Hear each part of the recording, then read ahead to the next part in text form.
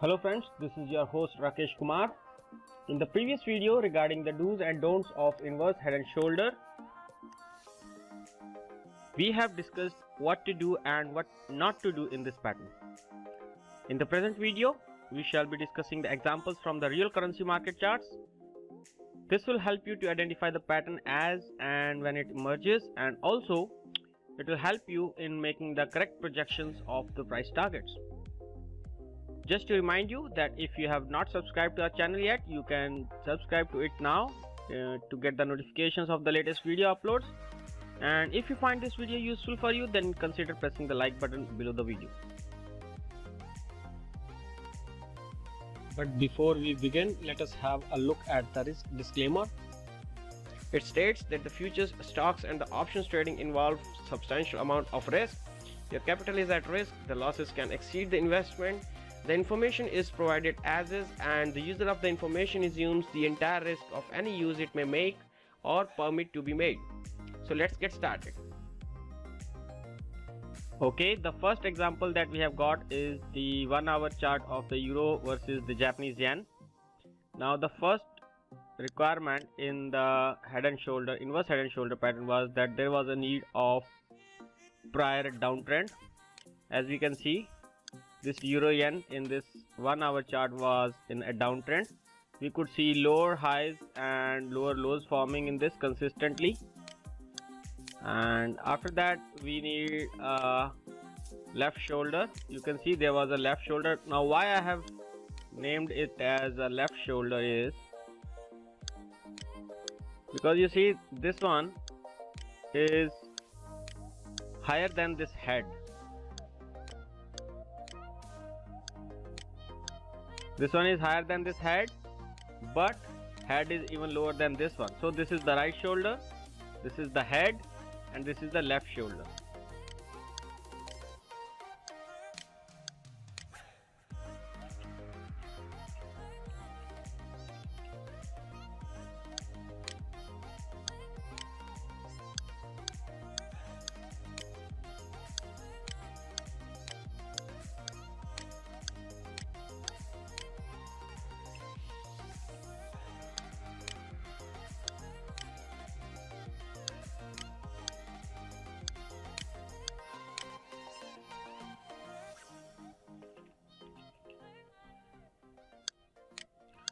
So now you know this is left shoulder, head and right shoulder. Now we need a neckline. How we draw a neckline?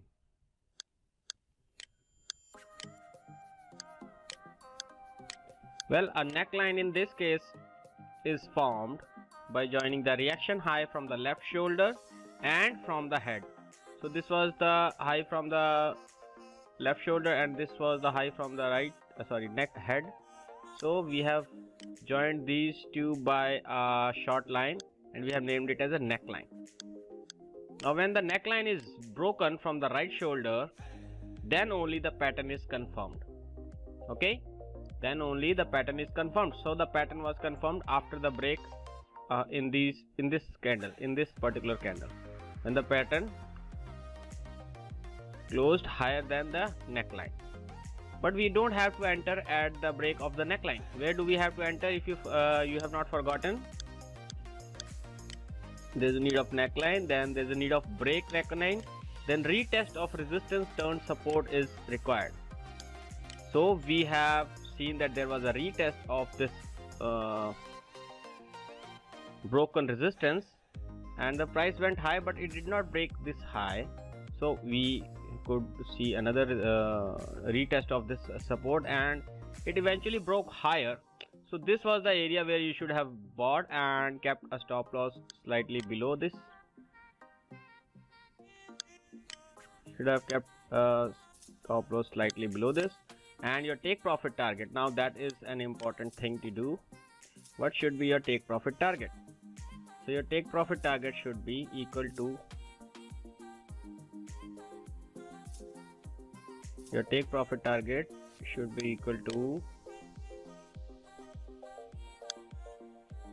this thing, 140 points from the break.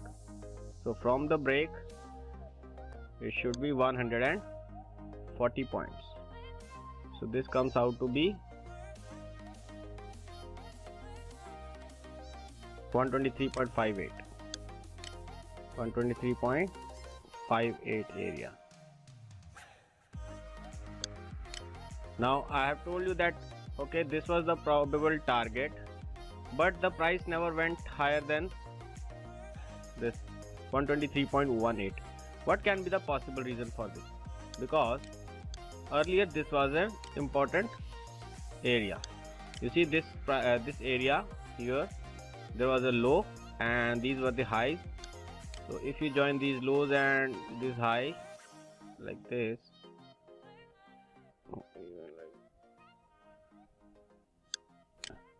see these highs, this was actually target.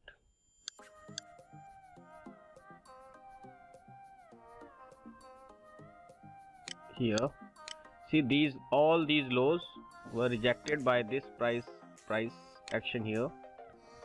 There was a lot of support in this area, then it was acting as resistance. Again it acted as a good support here, and eventually it was rejected, the price rejected here. So maybe this is the area of interest, and that's why the price could not pierce this level and got rejected from here. But otherwise it was a good head and shoulder pattern, and we saw that after the break there was a rejection and you could have kept a stop loss here.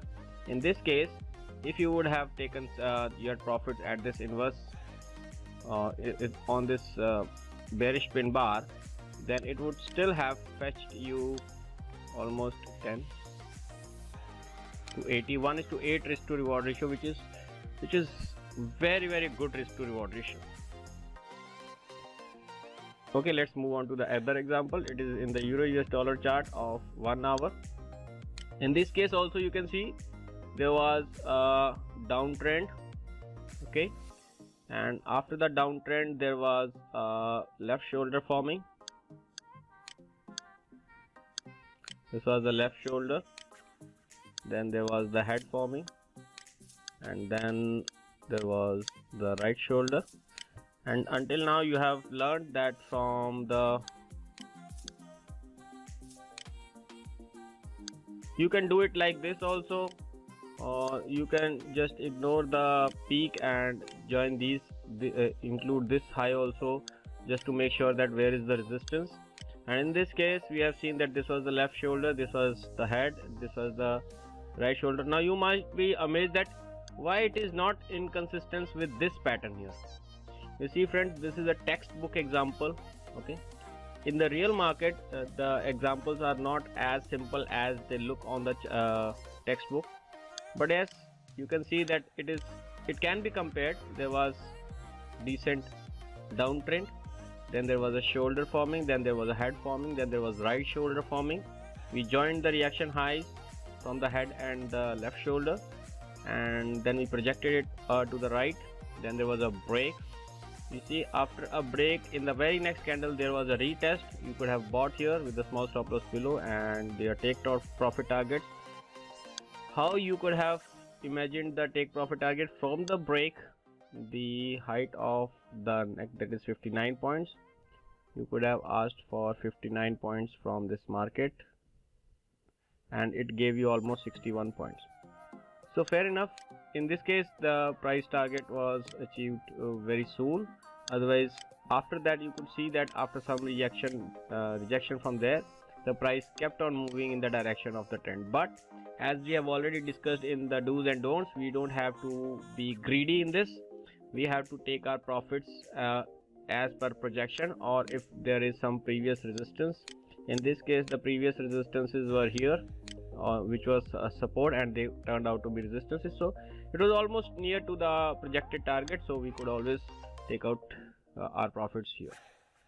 The last example is from the Australian dollar versus the Canadian dollar. It was a bit difficult to identify that it is an inverse head and shoulder pattern, but I will tell you how easily you can identify it.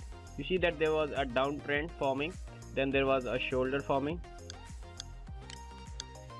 there was a left shoulder, then there was a head, then there was a right shoulder. I'm sure until now you can say that how I draw this neckline, why it was so tilted. because you have to join the reaction high from the left shoulder and from the head. Of course, it was very simple.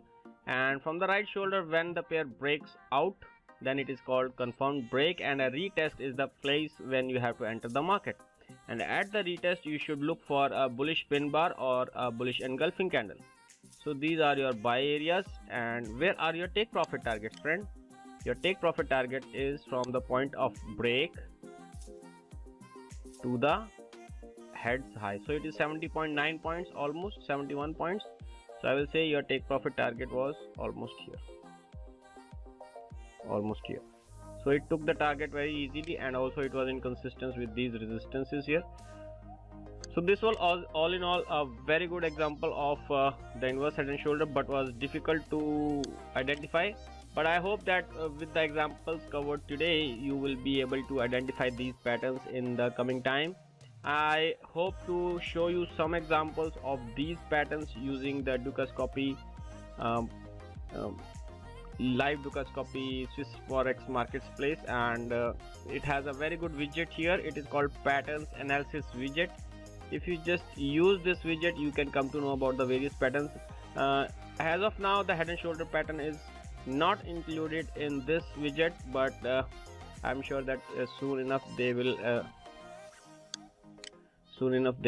get this pattern enlisted in this pattern analysis widget. But otherwise, you can have many more patterns that can be identified in all the instruments. I'll just give you one example of this. If there is any chart, you just have to open up this pattern widget and it starts scanning.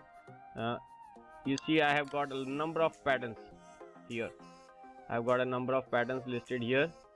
Okay, if I click on any of the pattern which we have discussed about, the double bottom pattern, now this is in 10 seconds, but still it is a pattern. We will see this double bottom pattern is in the formation. It is not complete, but once the price goes higher than 1.5972, it will be complete. And you know that the rest, the targets that it can project is from the break to the low.